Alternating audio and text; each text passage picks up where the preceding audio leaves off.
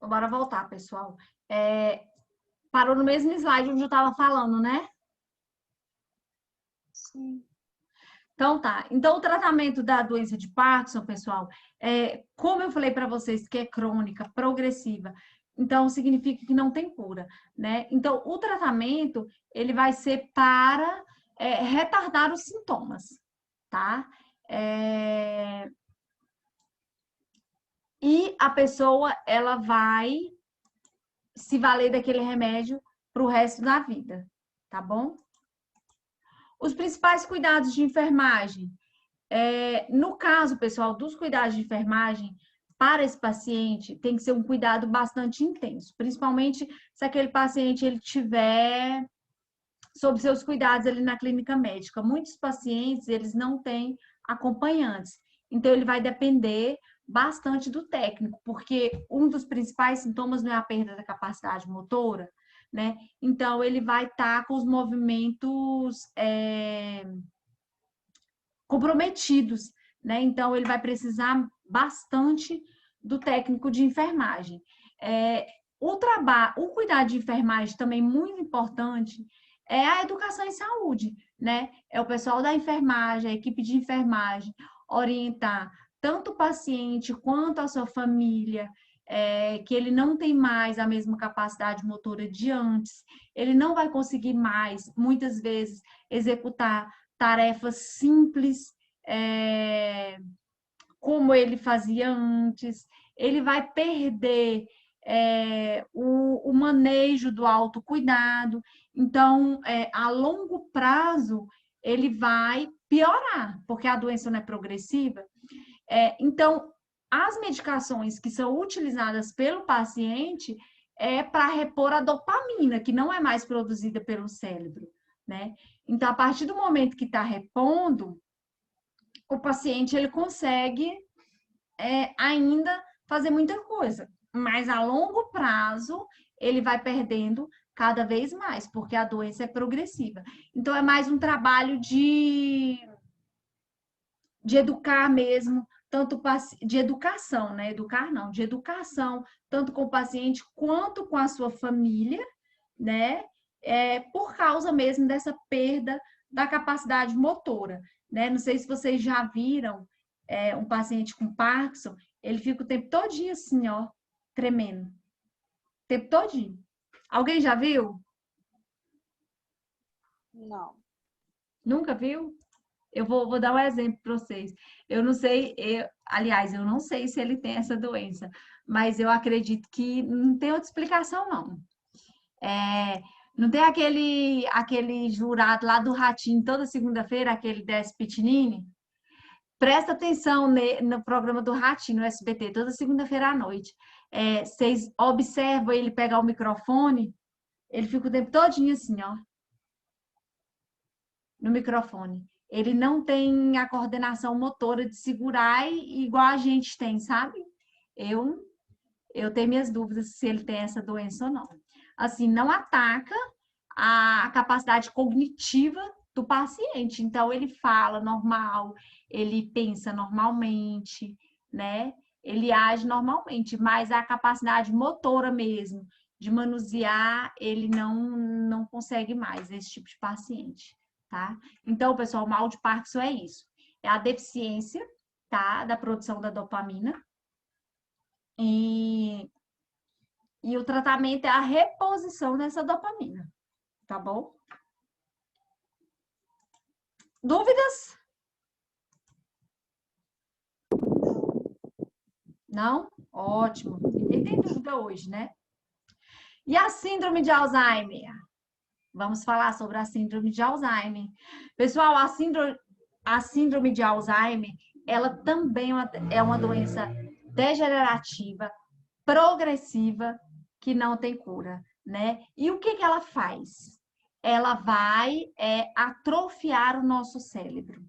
E, consequentemente, a longo prazo aí, o paciente ele vai ficar demente, né? Ele não vai mais, ele vai ter muitos problemas de memória, principalmente memórias recentes, tá?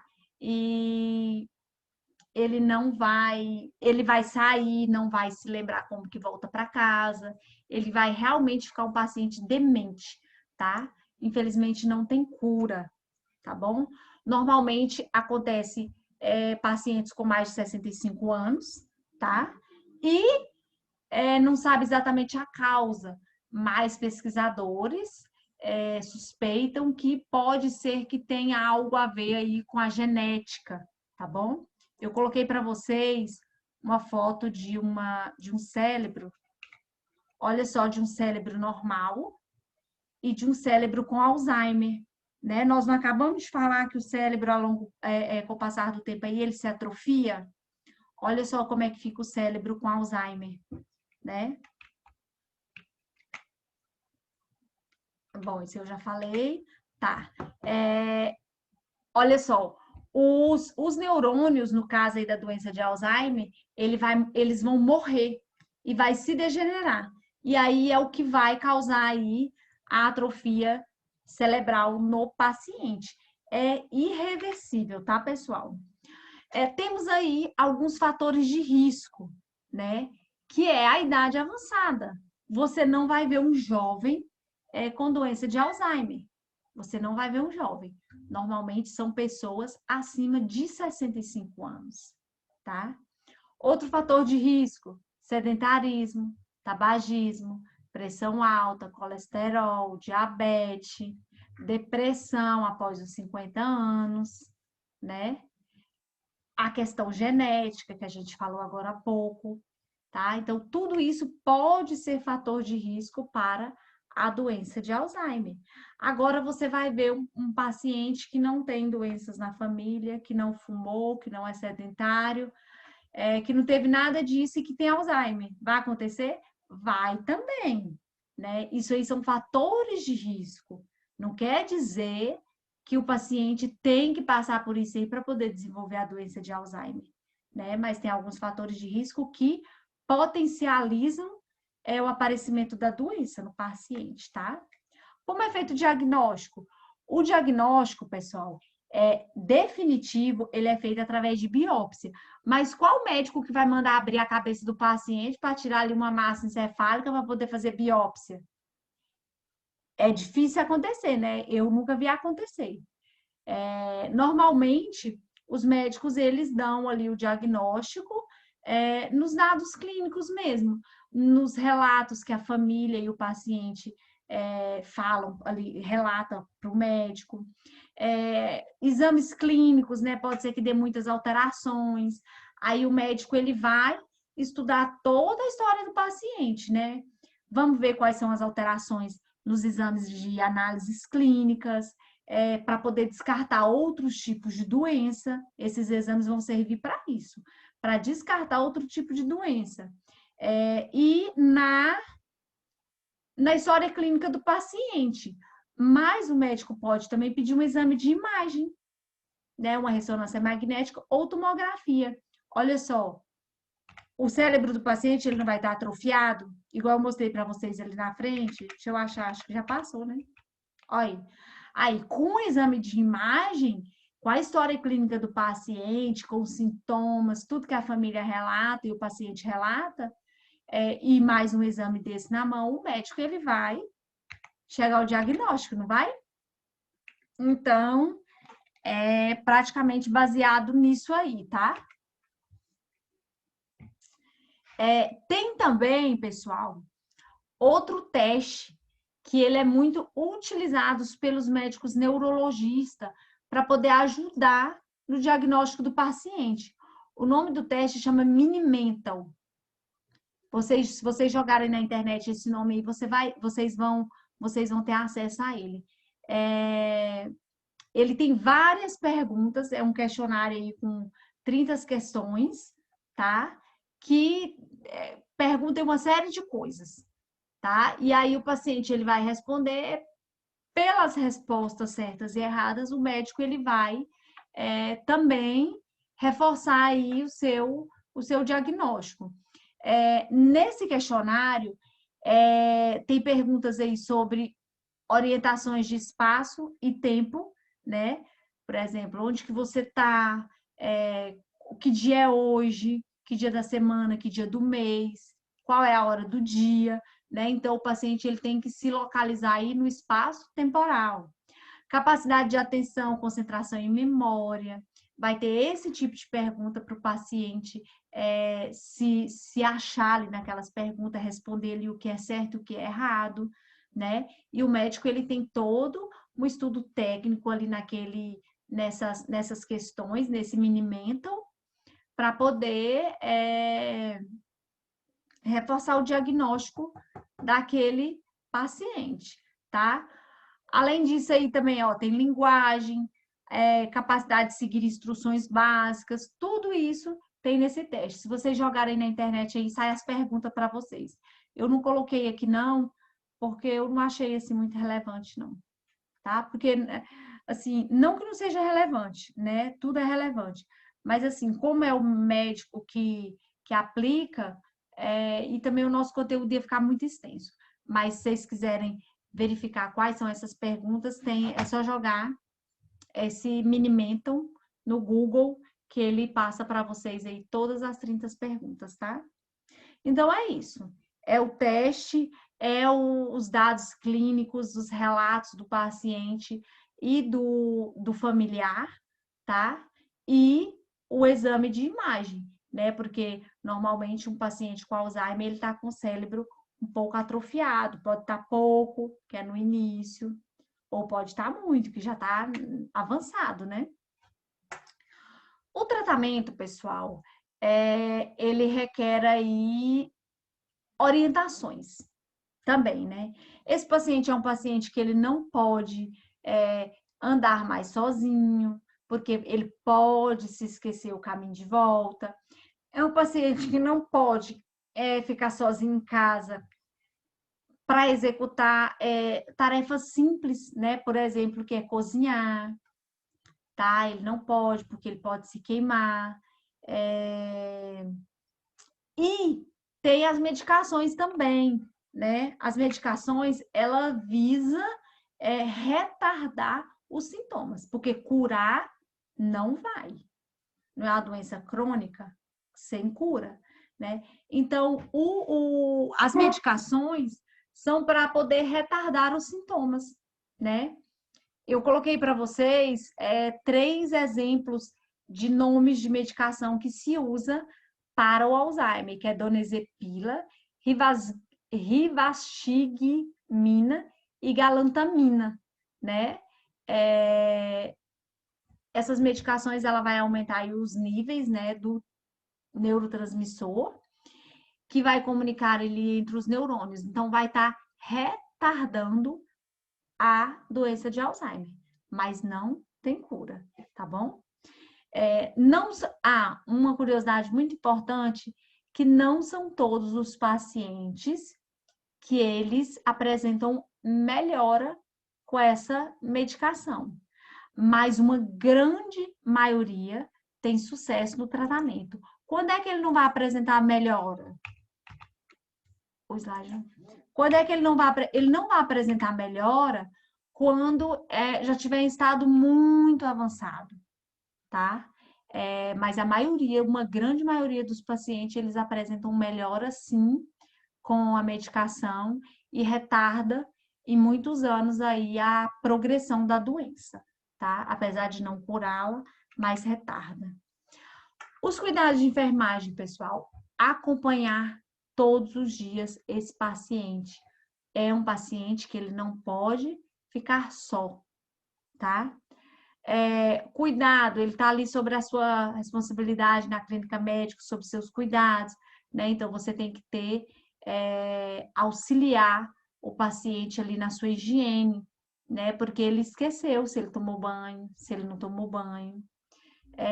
Alimentação saudável e segurança. Segurança, pessoal, não é só você ficar olhando ali para o paciente, né? Esse paciente ele não pode executar nenhum tipo de tarefa que não seja supervisionada, tá?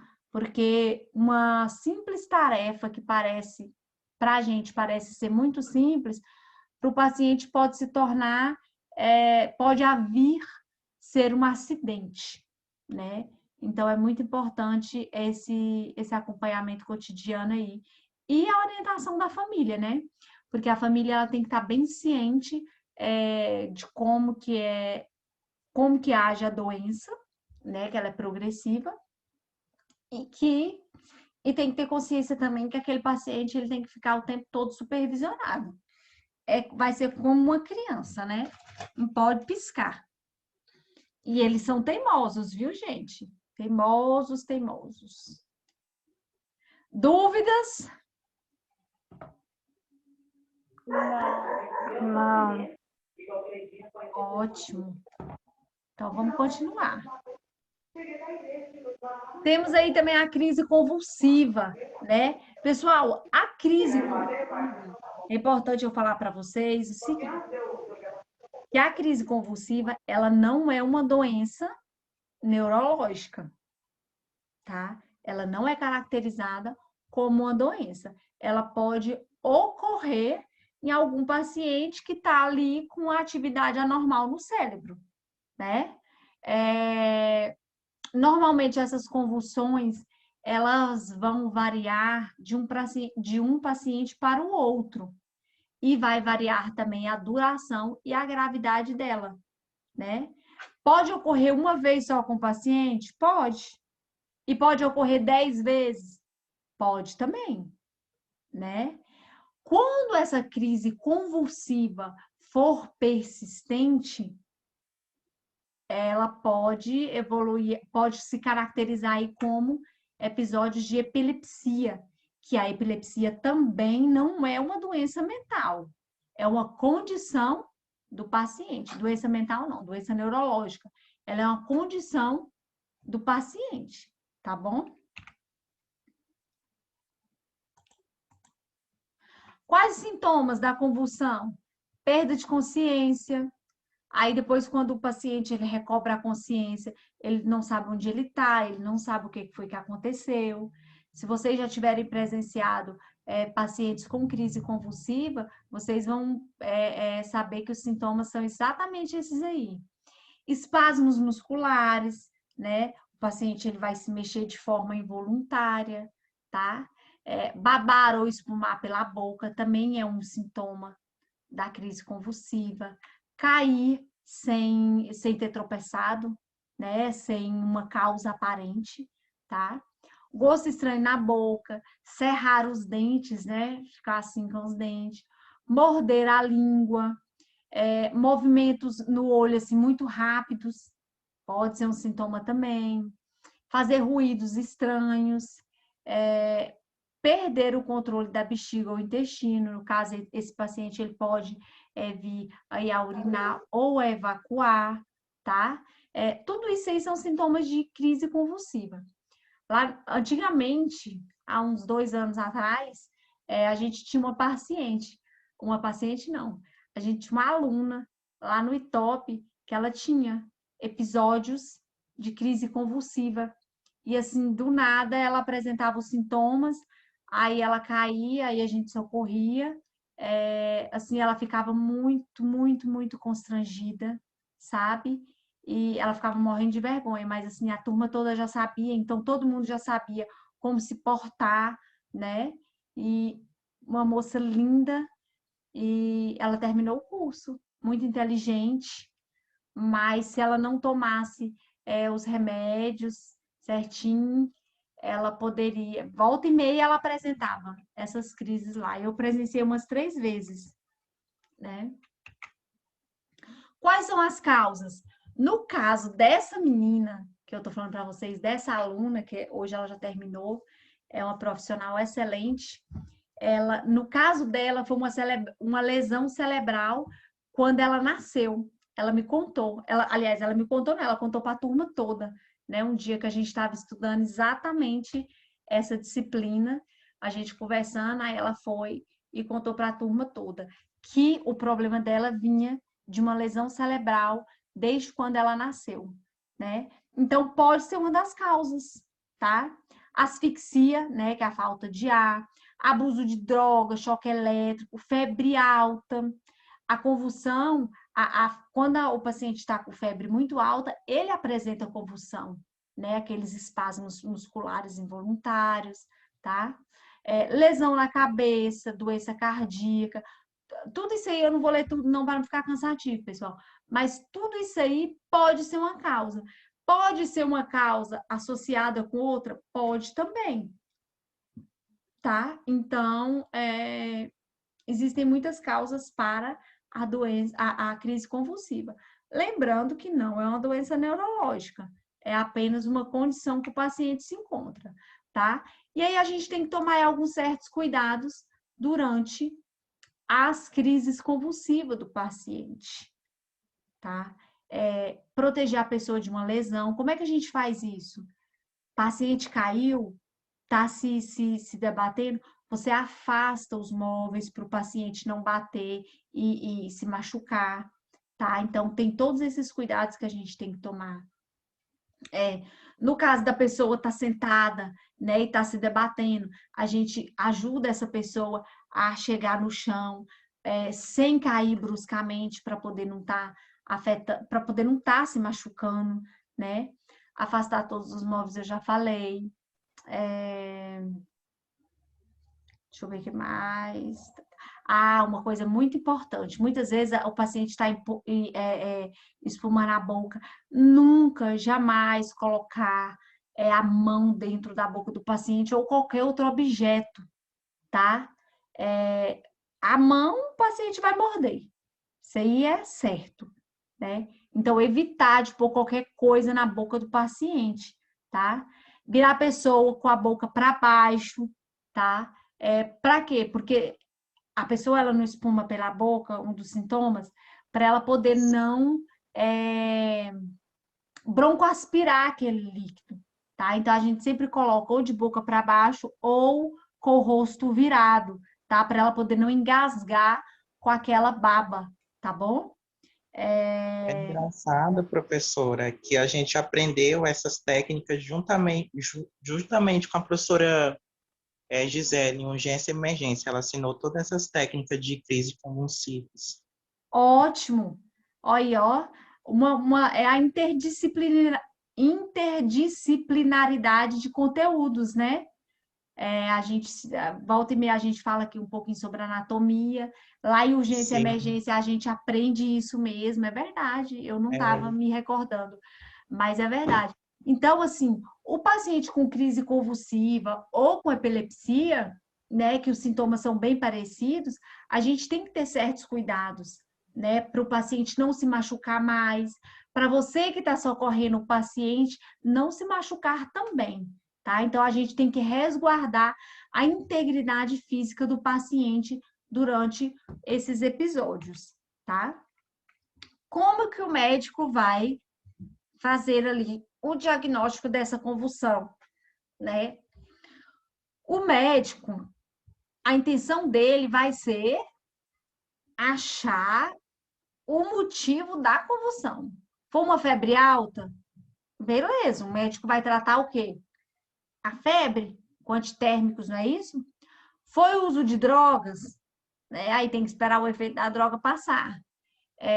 Foi, assim, N motivos.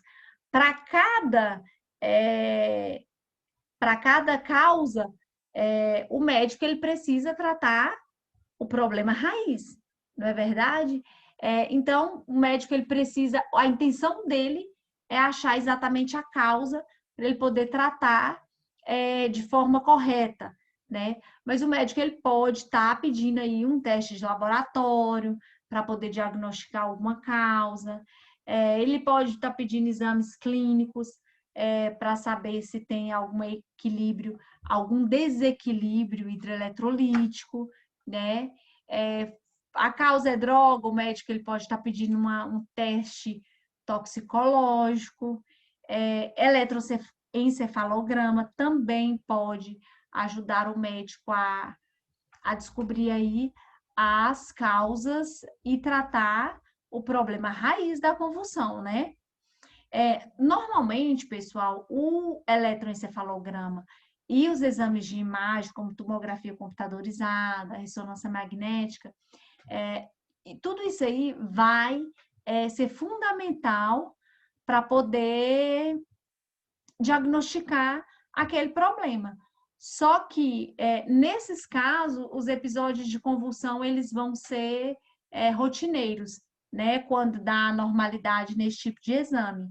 E aí já vai se tornar uma epilepsia, né? Não vai ser só um episódio de convulsão normal, ou por uma febre, ou por uso de drogas, né? Se ele for rotineiro, aí o paciente ele já é diagnosticado de forma diferenciada, né? Que é com epilepsia, que aí tem medicações bem diferenciadas, tá bom?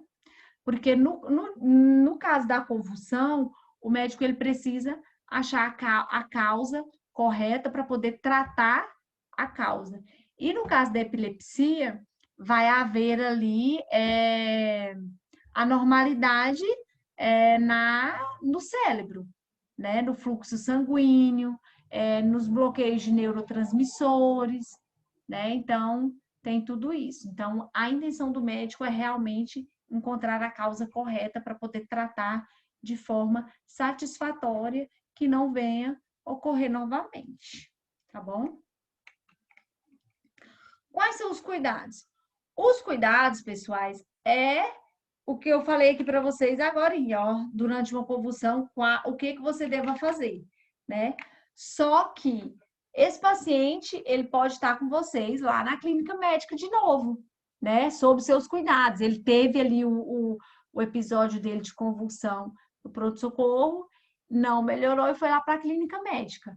Então, você vai cuidar desse paciente de forma diferenciada, né? Ele vai dar outra convulsão lá com você vai tomar os mesmos cuidados que nós falamos anteriormente, além de você administrar todas as medicações prescritas pelo médico, tá? Então, além daqueles cuidados de ajudar ali, prevenir as lesões do paciente, arrastar o móvel, se o paciente der uma crise convulsiva ali junto contigo, além desses cuidados que a gente falou, você vai administrar ali as medicações, tá? E preparar aquele paciente também para algum exame que o médico ele possa vir tá solicitando, tá? Porque com certeza o médico vai solicitar alguns exames para poder fechar esse diagnóstico, tá bom? Dúvidas, pessoal? Não. Não? Então, por hoje é só. Amanhã a gente continua. Tá bom? Se a Dodô falar comigo hoje ou amanhã alguma coisa, eu aviso para vocês no grupo, para vocês ficarem preparados. Ok? Ok. Boa noite, até amanhã. Até amanhã. Boa noite.